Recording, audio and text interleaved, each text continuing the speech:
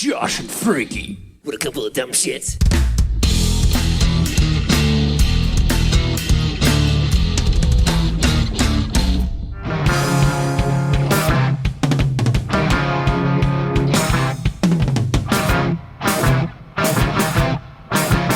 Hello, primates! You found Primus Tracks. Congratulations! I am Josh. Right over there in Primus Tracks Tower is up on, I think, the 54th floor. I lost count on the way up. Is Frankie. Hi, Josh. Hi, Patreons. Hi, listeners. Man, his booming voice all the way from the 54th floor as he issues his edicts down to us, the commoners, on the Primus Tracks streets? I don't know, the streets of Mexico City. Anyhow, you can find us on Instagram and Twitter at Primus Tracks. The Facebook page is active. Frankie just posted some cool stuff there, I believe. You can find us also by emailing primustrackspod at gmail.com. And of course, patreon.com/Primus Tracks to get even more Josh and Frankie talking about Primus artifacts. Welcome to 2022. We've reached, in our chronology, the actual year in which we're recording, and that blows me away. It only took 3 years, and here we are. So we're in 2022. If you're listening to this in 2023, hi, how's the weather? But it's 2022 as we speak to you now, and Primus released a little EP called Conspiranoia in 2022. We published our initial reactions to that EP when it first surfaced, I believe in April of 2022, so we're talking almost 7 months ago now, Frankie. But we've had time to digest it now, because we gave our initial quick reaction analysis, but now it's been marinating for a little while, so I think we can talk about it in more depth. I mean, we didn't have 25 years like for most of the discography, but I think 7 months is enough time. The Tribute to Kings tour actually finished for good, for real, recently. Of course, Primus played their last U.S. shows in August of this year, 2022. They took a bit of a break, but then they went to Santiago de Chile, played a couple shows there, and then made their way up to the Primus Tracks Towers neighborhood in Mexico City. Yes, for the final Tribute to Kings. A most show. welcome stop. Yes. One person I know was really happy for them to go to Mexico City, so I'm going to turn it over to him. Frankie, you had quite the experience. Indeed, Josh. Indeed, it was not just the show, as you have seen on social media. It was enhanced by several other experiences. And I just want to say that, of course, I was hoping I would be able to catch some of the deep cuts from the tour, like Sturgeon, not Full Nut Butter. I actually I requested Lur that they play Nut Butter, but he said they didn't bring the gear for that one, but he appreciated the request. So I hope they keep it in the back of their mind and they keep playing it. I don't know if my mind is playing tricks on me, because I keep listening to a recording and I'm convinced that was a Carpenter tease before My Name is Moth. I don't know if you've had a chance to listen to the show yet. Not yet. We'll get our audio team on that right away. It sounds like a Carpenter tease to me, especially because of what Les was tapping on the bass. I was expecting, of course, I'm always expecting deep cuts, but I kind of realized that because it was a festival, they were going to stick to the hits. And that's perfectly fine, because it's Primus and it's a privilege to see them perform live. It doesn't matter if they are digging out the deep cuts or if they're just playing the hits. I mean, I did get Follow the Fool, which I welcomed very much in the First set. timer. Yes. 6-string tunes on the Hannewinkle, Tommy the Cat encore, and my first Farewell to Kings performance. So I think I couldn't have asked for more. It was another great show to my catalog. There was someone amongst the crowd who was doing some chit-chat with us just a few minutes prior to Primus coming on stage. And he asked me, how many times have you seen Primus live? And I said, Well, I don't know about Primus, but I can tell you that this is the 16th time I see Les Claypool performing live. Wow. And yeah, and I felt very proud about that because, you know, it hasn't been just waiting for them to come over here. I mean, I've traveled in order to catch them. Right. And, you know, seeing Primus live again after so long, I mean, 3 years, it made me realize why I kept traveling to see Les Claypool performing live, because it's real. There's nothing like seeing him or Primus performing live. I'm definitely eager to see them again. Right on, man. And that's a great point. You're one of those dedicated fans. You'll actually fly to another country to see them play. And for anybody outside the United States, you kind of have to do that if you want to see him play a lot. Yeah. So you're a big spender when it comes to that. I also really appreciate how in passing you said, "Oh, I just asked Lur to play Nut Butter." Hold on a second. What for those of you that don't follow Frankie at Frankie Berestein on Instagram, how are you just tossing off requests to one Larry Lalonde? I was very fortunate to meet Lur before the show. He was kind enough to come out to meet me, and he was actually accompanied by Cheney, and we had a wonderful chat. I don't know if Lur remembered.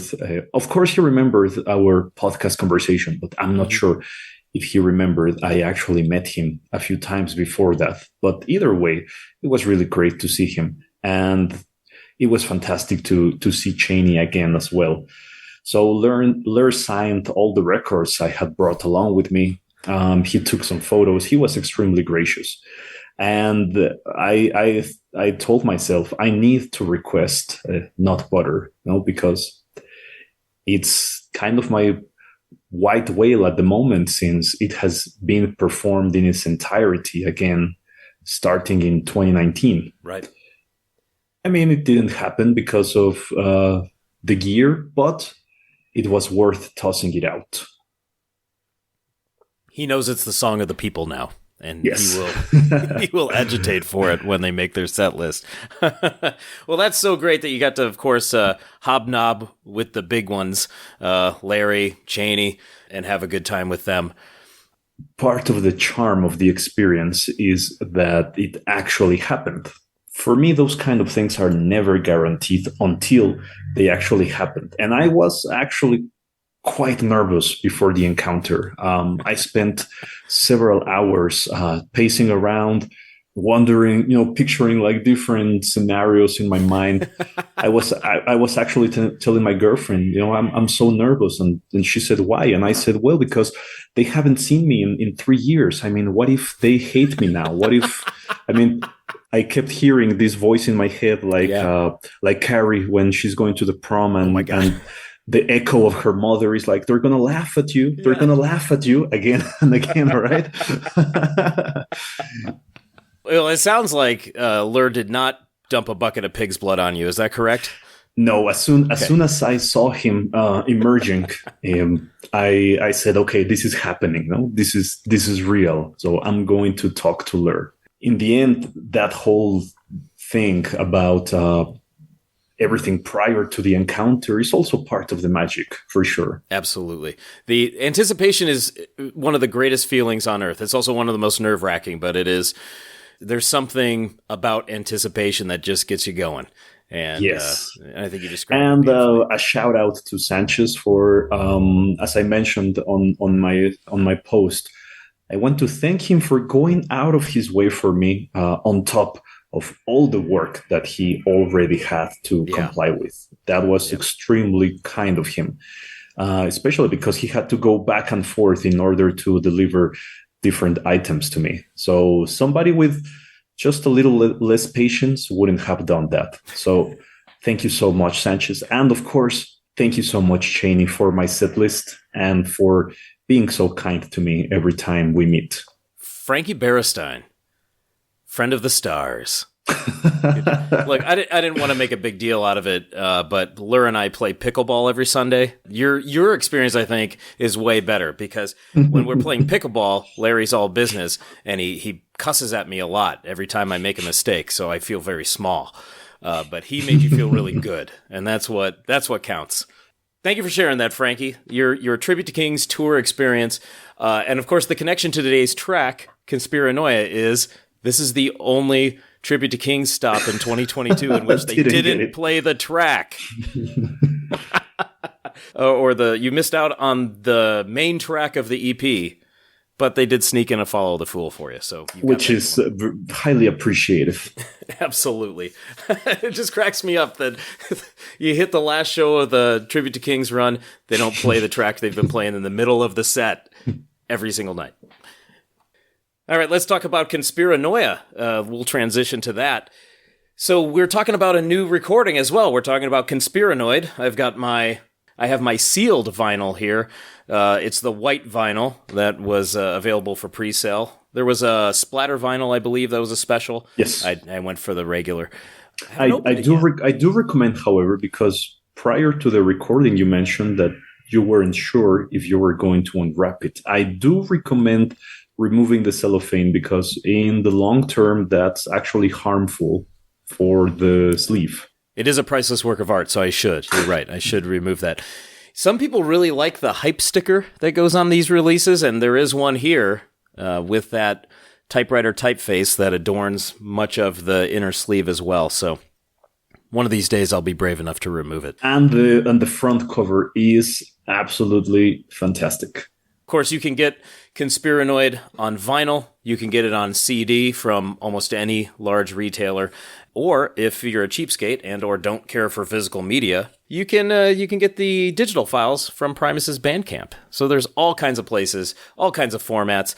I'm looking forward to the cassette version, of course, that when you play it backwards, you get a bunch of satanic messages from Bob Cock. That's I know it's on the way. How awesome is it to open the sleeve and see Bob Cock in the credits?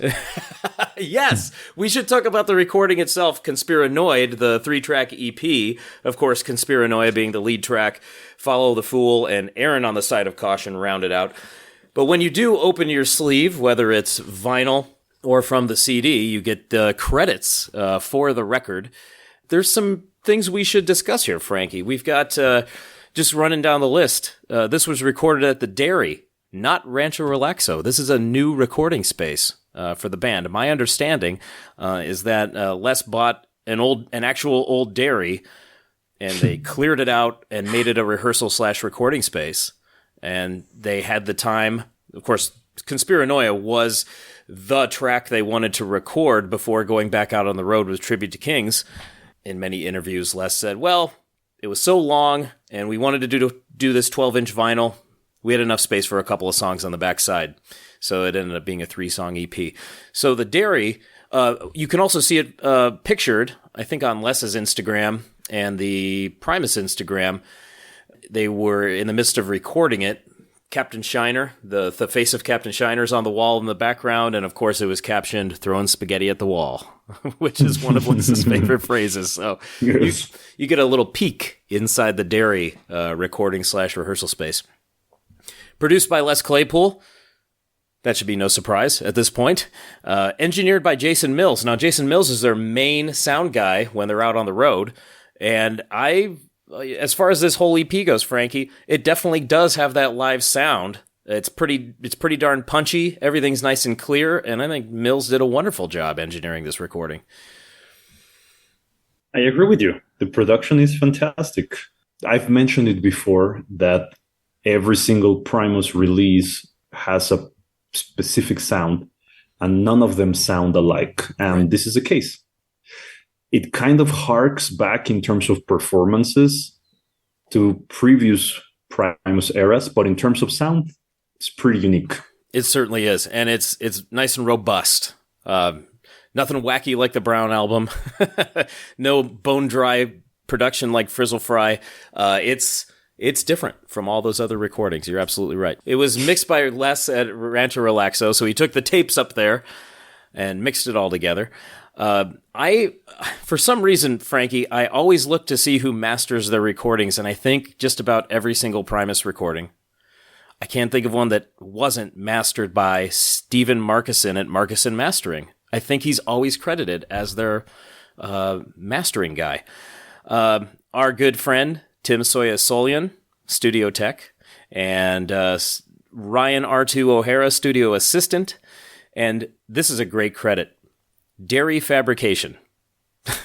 So I guess a couple of guys had to go in there and get the space ready, and that's Todd McMeekin and David Reimer are those two names. I really hope I didn't butcher those. Soya, thanks for being the studio tech, man. Thanks, Soya. And we also have, of course, the cover painting is by Les. He did some painting throughout the COVID time, of which we will not speak. Agent Ogden, layout and design. He's also a key guy on the road with video projections. So thank you, Agent O. Great work on this. I love the typewriter typeface. It's just perfect for the theme of being a paranoid conspiracy theorist. I just think it's wonderful. Last one is our Conspiranoids, which is another wonderful credit. Adam Gates, Cheryl Fessenden, and Todd McMeekin are your Conspiranoids who do some of the spoken word at the tail end of the Conspiranoia track. And I gotta say, we're gonna get there, but Adam's a pro. He sounds so damn good delivering those lines. He's been doing it a while, folks. So that's a nutshell of the recording. Les said we wanted to get this together. We wanted to have this big 20-minute epic track that we could take out on the road. As a result of playing Rush every night, they thought, let's do this giant 20-minute track. We got 11 and a half out of it. I recall, Frankie, though, that they said it was 13 It was edited. For a while. It was meant to be longer. Yes. Yeah, so it was 13, I think, was the number they gave us. So, and then they cut out a minute and a half. Each time that happens, there's a particular reason, no? Mm-hmm. For example, in the case of Black Star by David Bowie, it was meant to be over 11 minutes long. But when he was told that iTunes did not allow songs over 10 minutes to be purchased as singles, they edited the track down to under 10 minutes. So in the case of Primus, can you remind us why they decided to edit the full 13-minute version? I'm not sure if it was clearly stated anywhere, so we have ourselves a mystery to solve. So Frankie's going to get his gear. He's going to break in to the vault. He's going to find the 13-minute version. We're going to find. I wouldn't be surprised if there was a longer version, though. I would hope so, and I would love to hear it sometime. And the B-side, of course, will be the 13-minute version of Los Bastardos. So we'll get that double-sided LP someday in the box set to help pay for their retirement when they're done. Just planting seeds right now, Frankie, because I know who's listening, and it's nobody who would be in a position to make that happen. Darn it. So it went from a vision of 20 minutes to a 13-minute recording down to 11 and a half for what was released to the public. I'm going to read from a couple of interviews as far as the genesis of this track. And Les said in an interview with Consequence of Sound, this is a quote from Les, I'd been itching to record an opus, basically a long, winding bastard of a song reminiscent of some of the compositions I cut my teeth or ears on in my music-hungry adolescence. Conspiranoia was sprouted from a seed I had planted in my notebook a year or so ago, a few lines commenting on the mental state of the contemporary world. So he really wanted to dig into the proggy aspect of his youth, I suppose. Rush, yes, and Floyd, and I think we get a lot of aspects of all of those here in this track. I wanted also to mention it's so funny that metal sites still cover Primus. This is from Metal Injection, who's reporting on Primus for some reason. As far as the recording as a whole, he says, we didn't have a lot of time to make a full-blown album, but also how many people are open to us playing a full-blown album live these days? So I wonder if he got some feedback after the Desaturating 7 tours. He said, we've got the Rush stuff, we've got all our stuff, and when you go see a band you've been seeing for many years, often watching them go and play a bunch of new songs isn't necessarily what you want. But trickling in a few new songs That way we can actually play these things live, and we're not burying people with all this music they don't know. So that's the quote from Les about recording a 3-track EP as opposed to a full album. No time, and apparently nobody wants to hear your new stuff when you reach a certain age. So of course, Frankie, my mind goes directly to the Simpsons episode where Homer's watching Bachman-Turner Overdrive play. And they say, we've got a new song. He says, no new stuff, just the hits. And then they play their biggest hit, and they go into it, and he says, get to the working overtime part. I don't know that Primus has reached that yet. I really hope not, as far as the general Primus going public, but it could be the case. So let's talk about the track itself. We talked about the new place. How about a live history? As short as it is, we have a lot of performances, Frankie. Like you pointed out, it was performed at every show from Tribute to Kings 2022 leg, except for Mexico City. To be honest, I didn't hear a lot of recordings from the tour because I wanted to enjoy the performance of Farewell to Kings as kind of a surprise. Mm-hmm. So I would say that I went in, kind of blind to what that album was going to be like. So from your experience, did they keep the track fairly similar to the record? I would imagine that being so long, it's not something that they want to stretch even farther, right? Right. It was essentially played verbatim.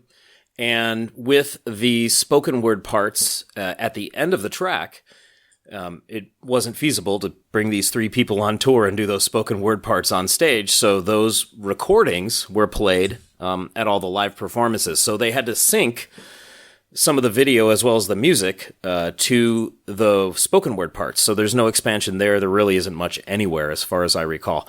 It's pretty much played as it's recorded on the record.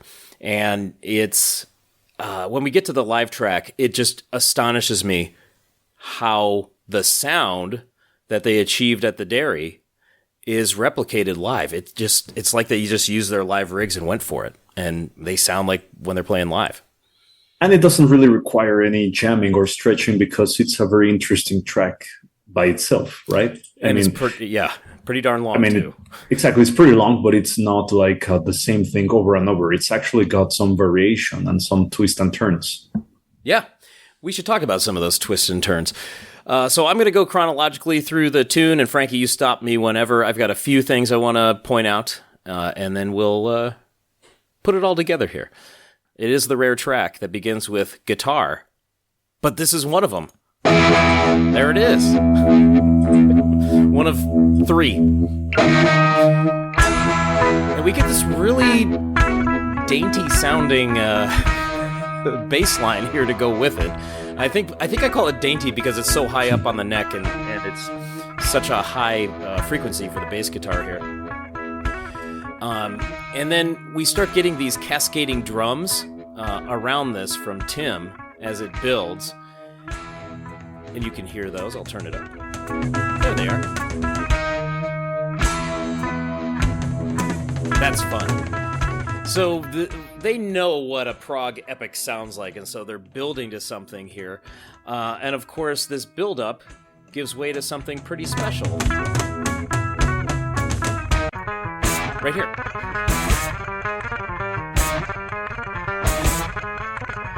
That's what I referred to previously as the Ancient Mariner moment. Right! It's the old Ancient Mariner moment.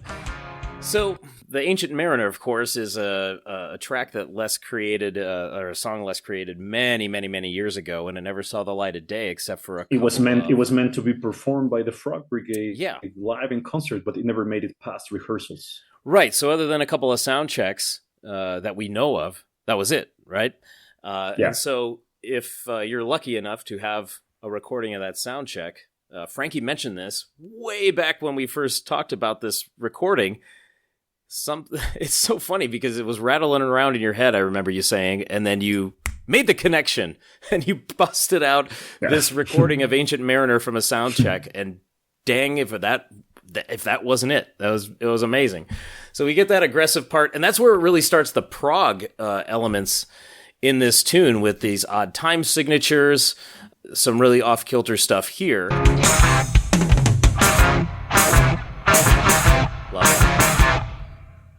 Love that.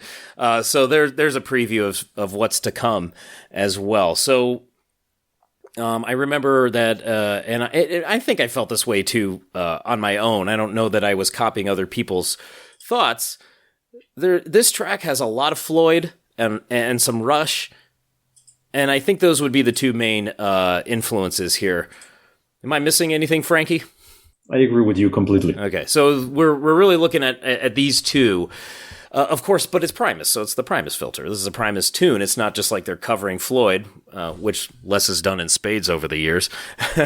And it's not like they're covering Rush, which they've done in spades over the years. And then that gives way to our main groove, which sounds a little something like this.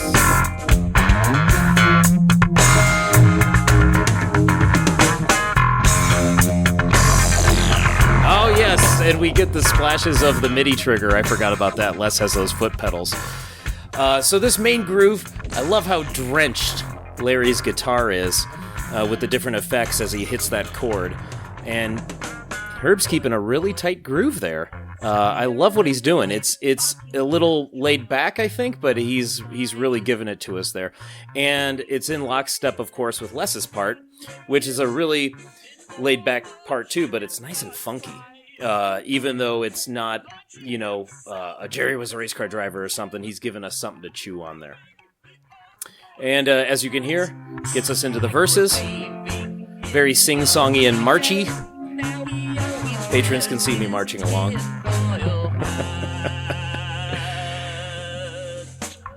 So, Frankie, how do you feel about the start-stop nature of the verses? Because the bottom falls out, and then we get the verses that build up. We get the bass and vocals, the drums and guitar join in. It's very marchy. We get a drum roll with an elongated hat or bed. Stop. Then the bass stop-start nature is pure Primus. It's really their signature. Is. Yeah, and they mastered that technique many years ago. I think in a prog epic, I think it makes sense. In a 3-minute song, yeah, it can work. But I think as many times as it does happens in this track, which is 11 and a half minutes, I don't think they overdo it. And the thing is that, you mentioned prog, so it's a really interesting transition because they started with the jams. Well, Les Claypool started with the jams since Rock Brigade. Then that filtered over into Primus during Hallucinogenetics and Tour de Fromage. And it kind of went away during Green Ogre hype because even though they were jamming here and there, they were essentially back to performing tracks as per the album versions, right? And then we had Wonka, which is kind of this parenthesis, and then they went full prog with the Desaturating 7. Yeah.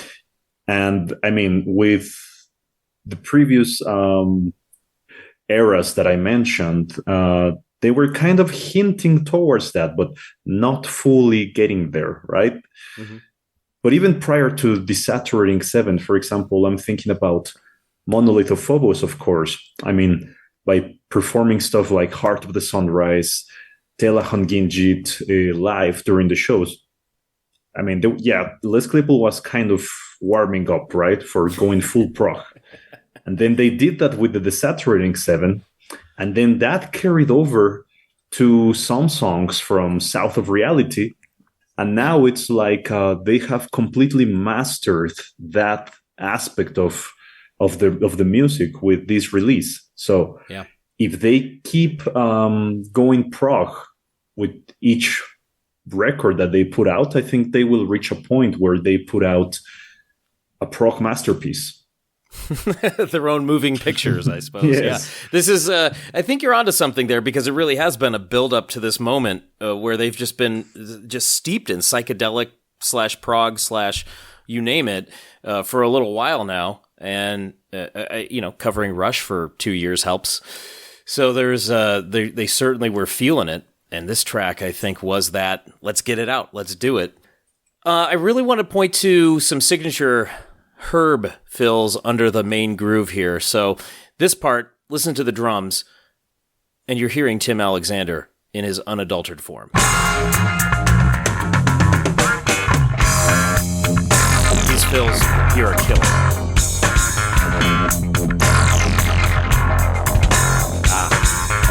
Yeah.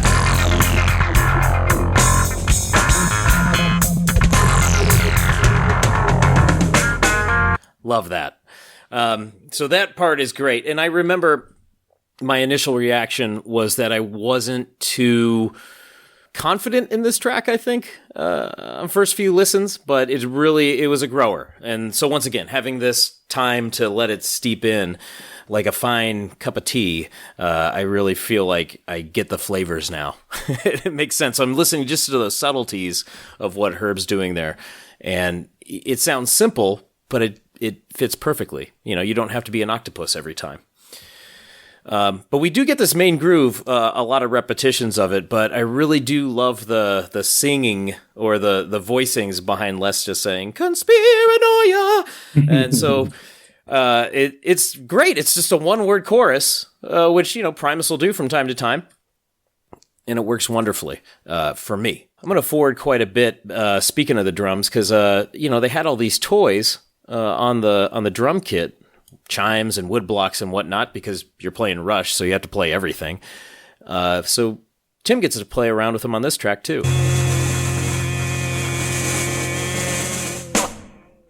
Actually, I played that part too, because what I really like about that part is the really elongated roll underneath the vocals. But boy, do I love the wood blocks and chimes. I seem to have lost my time code for that one. But the elongated ground there is really nice. And then, Frankie, it's halfway into the track, and we finally get to take a trip to Lurland.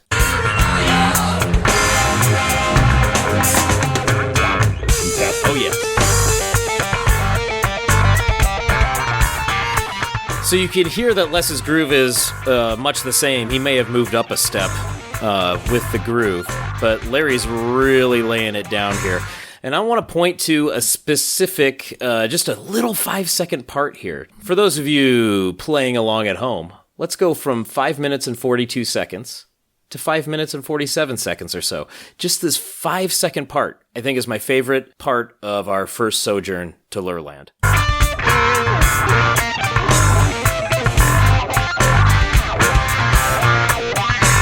So he does a couple of things there. He does those pretty sweet sweeps.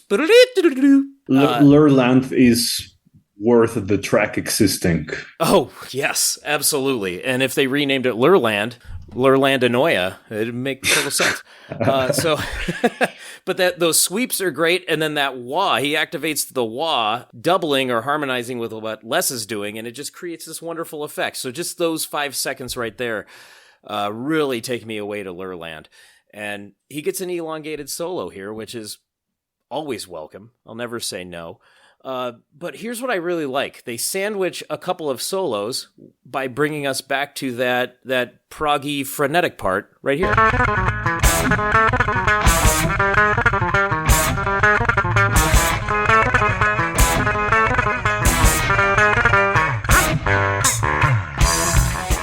Those slides are hilarious too, that Les does.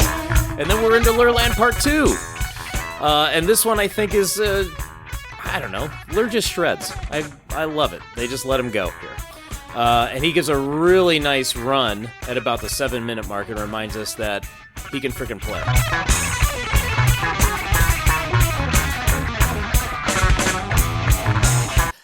That's really fun. So, really great just to let him go on that.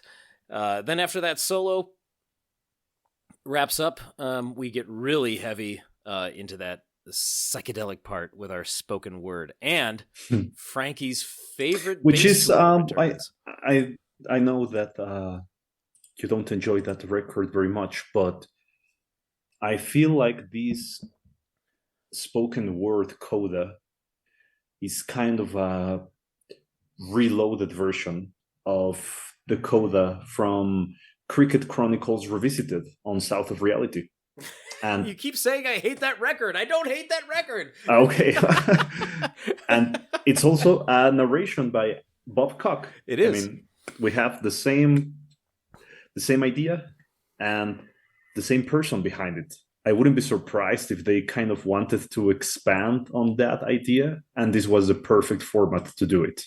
In all sincerity, the first Delirium record, I could take it or leave it. The second record I like. I played it just a few days ago, actually, and enjoyed it. But you're right. It's so a I'm great thinking album. of Side Effects, right? That's the name of the track.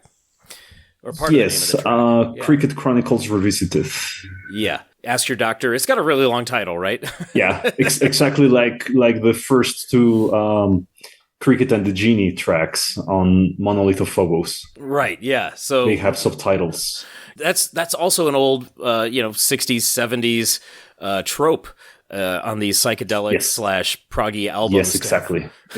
Really long track titles that are way over descriptive and not necessary because they're basically just reprinting lyrics. But exactly. So Ask Your Doctor could be the main track itself, and Side Effects is the coda. Okay, there it is. Thank you. That's it. With this one, yeah, this is where we get into the really... They turn it down as far as the music goes, and then we get these spoken word pieces without a lot of effects. I don't think they're going for the side effects part where you've got Adam Gates listing side effects, hilarious ones for that matter, in both channels at the same time, so they're overlapping. But this is more to put the conspiracies front and center. So we'll play a little bit of that. Oh, and by the way, the envelope filter comes back. There it is.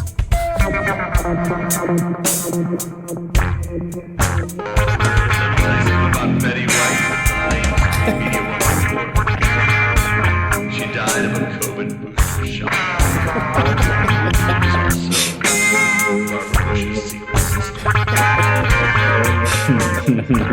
So this part, we get our conspiranoids doing all this good stuff.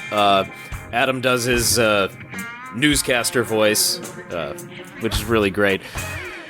I do like the mixing on this too, because this second voice, this woman's voice, is coming through my left channel, whereas the first one was coming through my right channel. So that's good mixing. I like that. Which leads us to chemtrails. There's scientists and governments are seeding the atmosphere, implementing biological warfare, population control, and geoengineering a race of superhuman Jews. You know, the other thing that's going on there is Larry's playing some really cool stuff. Yes. And it's, Adam's narration is not distracting from it, but because Larry's, I think, happy to be doing that kind of thing when somebody else has the spotlight on them. So, but to listen to Larry and to try to ignore the voices, one is difficult, but two, it's rewarding because you hear what Larry's laying down. He's making some great noise. So Adam Gates is back in the fold again, contributing to another Les Claypool and or Primus record, which always makes us happy. One more thing I want to highlight, at about the 9-minute mark, we get the first ever Primus synth appearance on a record. I'm not making this up. If you haven't heard Conspiranoia yet, you're going to listen to Les Claypool playing the keyboards.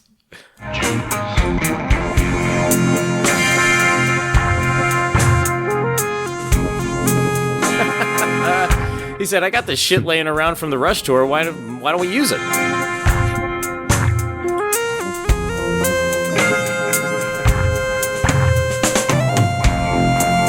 he starts getting a little fancy. The Anubai were a race of extraterrestrial beings who came to Earth around 500,000 years ago in order to mine gold. They are a race of blood-drinking, shape-shifting alien reptiles. I like that little shake at the end, little freak out there. So really cool stuff going on, and and then we get a little bit of a Conspiranoia that just lingers there. So Les is doing that falsetto at the end, and the track wraps up. It probably took us 30 minutes to talk about an 11-minute track, but I tried. But those are the highlights for me. Personally, all the stop-start sections, the Ancient Mariners throwback, and Lurland are my personal highlights. Always down for Lurland. I really loved hearing Les having the confidence to lay down a synth solo, too. He's only been, he'd been practicing it like crazy for the Rush stuff, and I'm sure he'd plunked around on it over the years.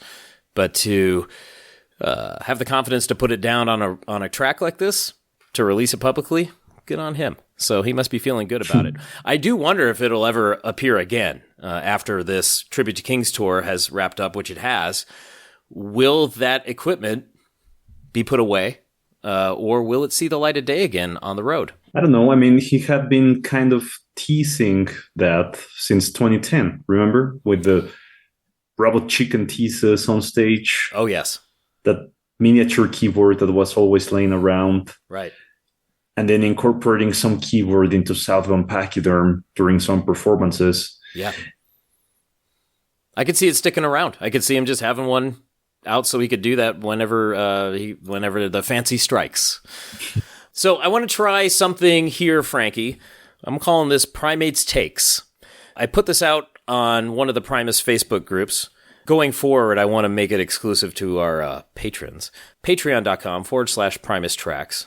One of the cool perks going forward is that I might read your takes about the track that we're discussing on the podcast. So I will post about a week ahead of time. I'll say, what are your impressions of the music? Or what is your opinion on blank? Whatever the track may be. So this time I asked, what do you think of the music of Conspiranoia?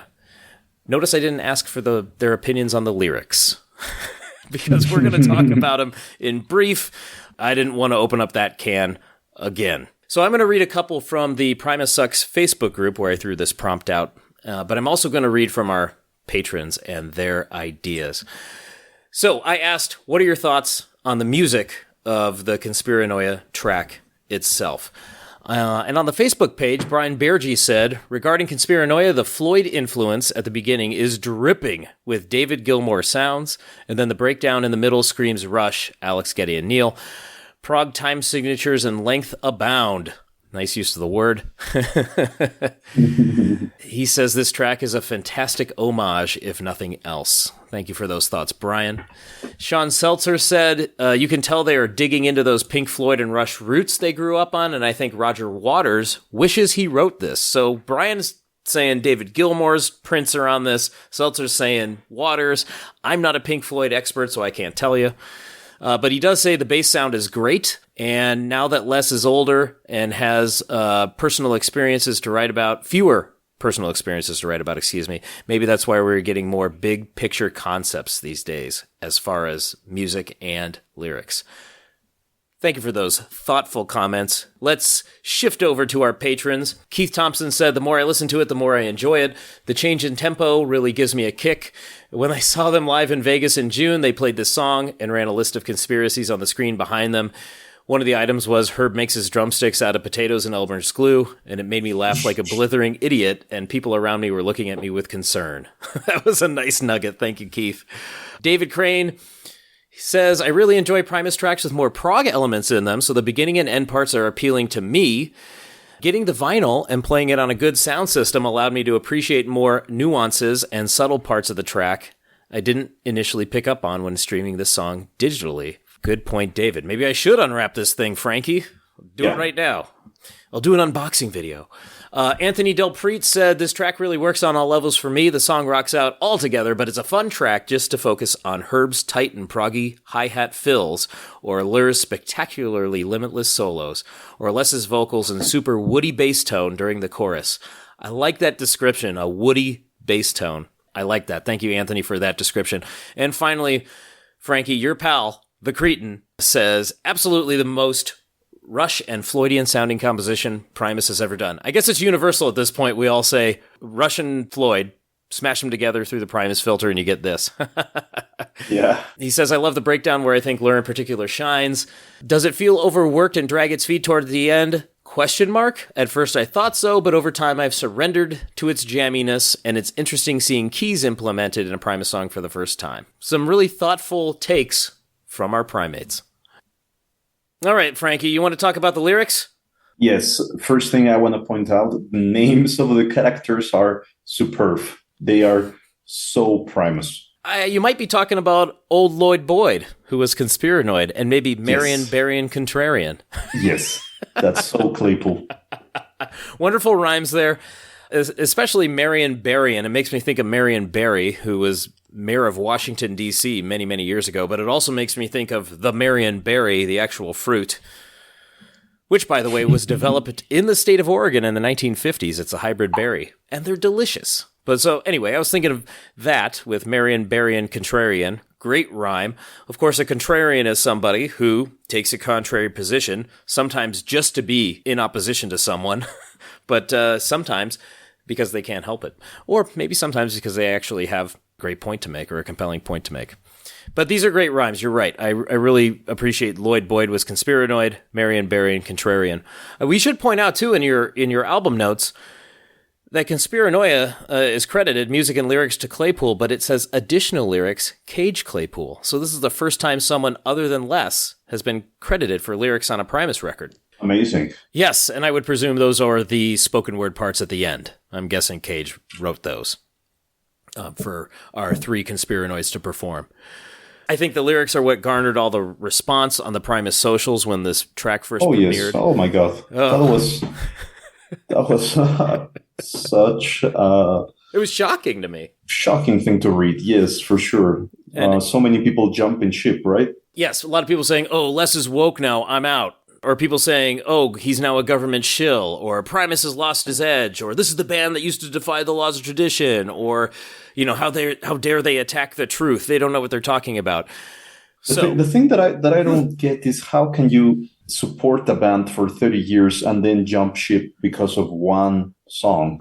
There's a couple of ways to look at it, and you know we don't have to dig into the dirt of it for a couple of reasons. But one, it is a strange thing to me that if you read these lyrics closely over the years, you would pretty much know where Les stands as a say politically, socially, but also as a lyricist, and he's not going to spare anybody. He'll take people to task. It doesn't matter who they are. But he never really punches down. He's not hurting people who are already vulnerable. And I wouldn't say that the people that believe some of this stuff are particularly vulnerable. I think they are in some ways, but so it is very strange that at that point people said, "Well, then I'm gone. You lost a listener."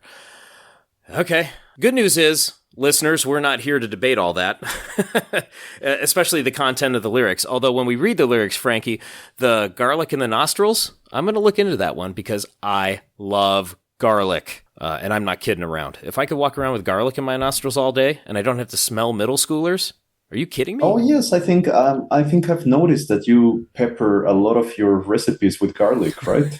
Oh, are you kidding me? If the recipe says 3 cloves garlic, I say, here's 8. I have to at least double it. And yes, we put a lot of garlic. You've noticed the garlic. Good. I do recall, too, as we get into these lyrics, that in some interview, Les had said that his son Cage told him the lyrics were a bit too preachy or just not in the old Primus vein. And so Les decided to couch what he was saying as the words of some characters. So Lloyd Boyd, Marion Berrien, they're essentially regurgitating conspiracy theories. So the characters themselves aren't in the same realm as some of our other characters we've had over the years, in my estimation. And they're kind of regurgitating these theories, as I said, albeit some of them exaggerated to a degree. The Bill Gates microchipping thing, that was a thing around the COVID vaccines. He put a spin on it and said into the chicken pot pies. That was nice. The cat urine thing is I looked it up. People were talking about, yes, using cat urine to stave off COVID, garlic cloves to stave off COVID. I didn't read the whole thing, but somebody said they put garlic in their mouth, under their armpits, I think in some other orifices. And said, I put all this garlic and I got under a whole bunch of blankets and I just got really warm. And I very slowly broke down the garlic in my mouth, eventually chewed it up and swallowed it. And when it was gone, after a couple hours, I felt great. I'm very interested in that.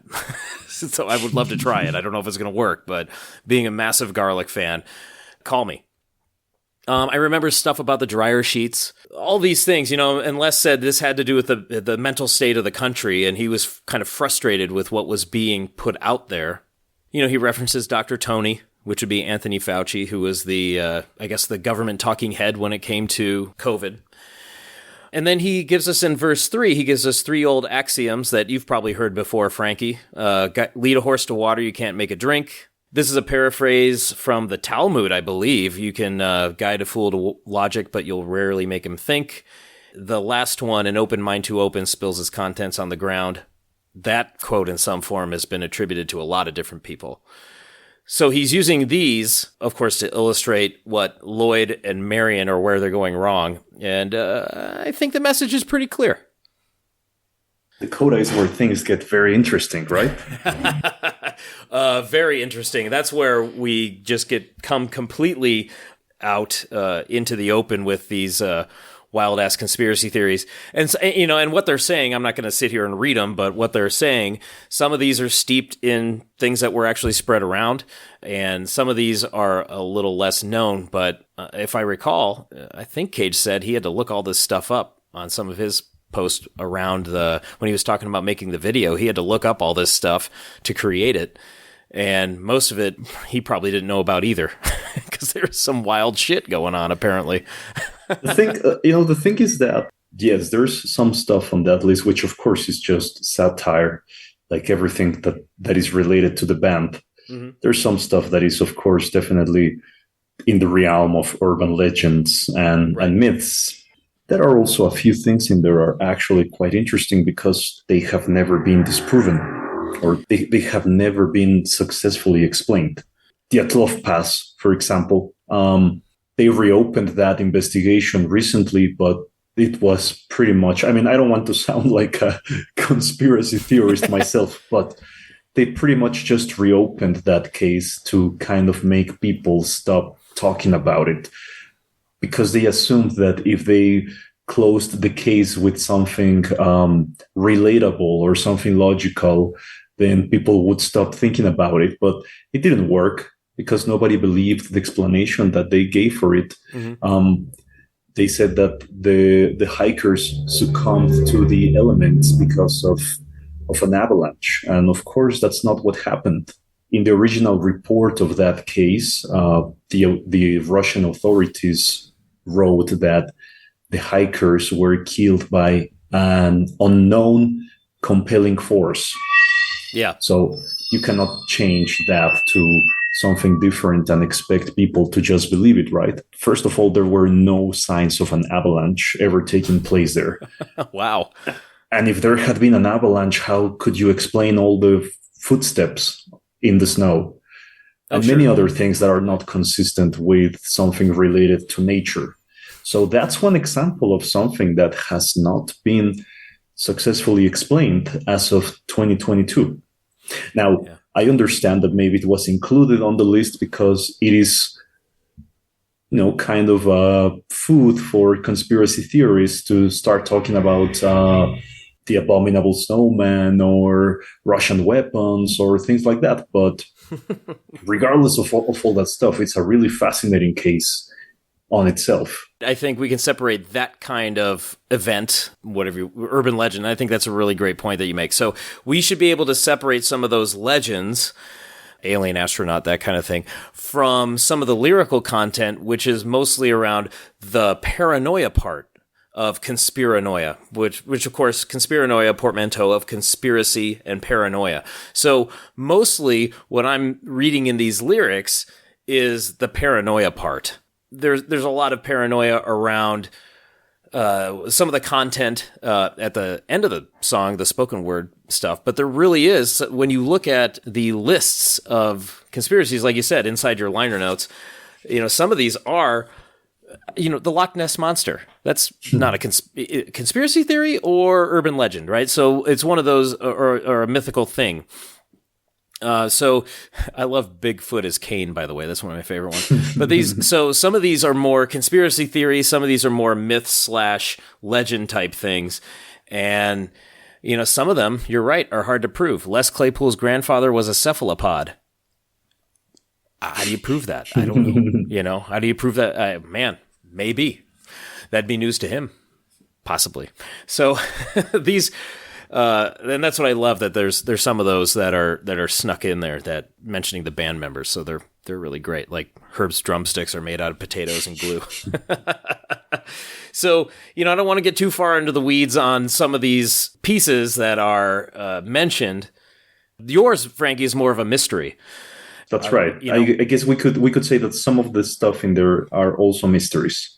Yeah, and I think those are the ones I think that are more interesting to me anyway, because I love watching Unsolved Mysteries, the American TV program, and it's really fun when we were just watching it last night. It's great brainless TV that we can just have on in the background.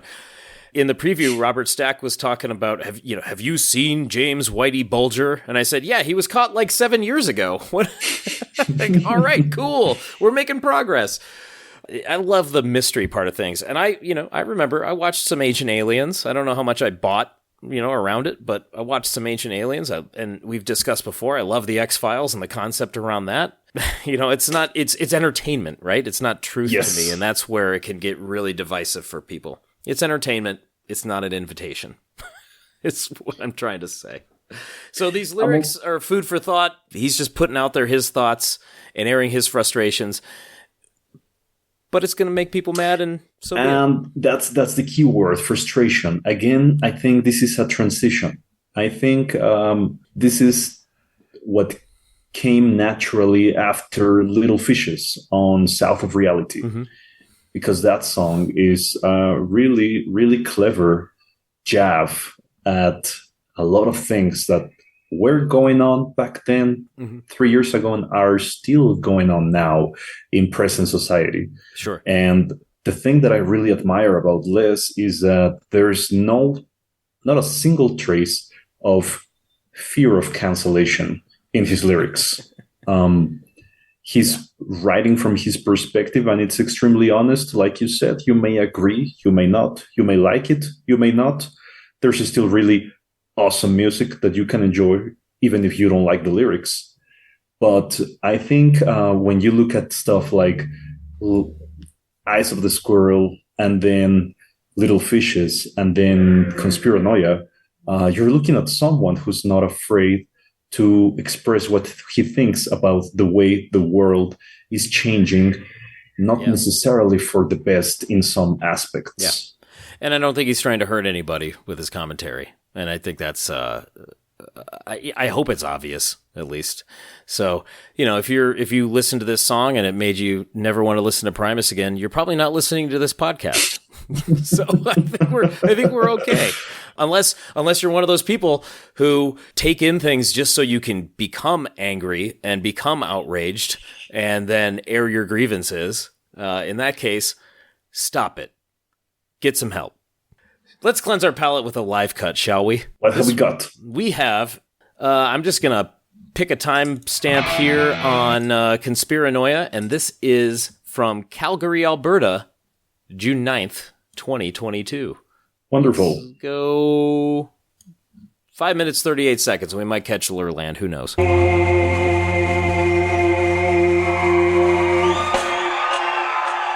the cheers.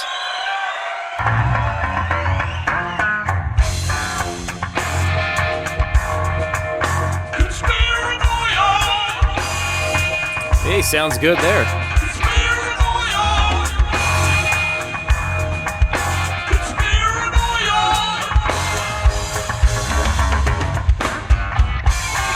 Oh, yeah.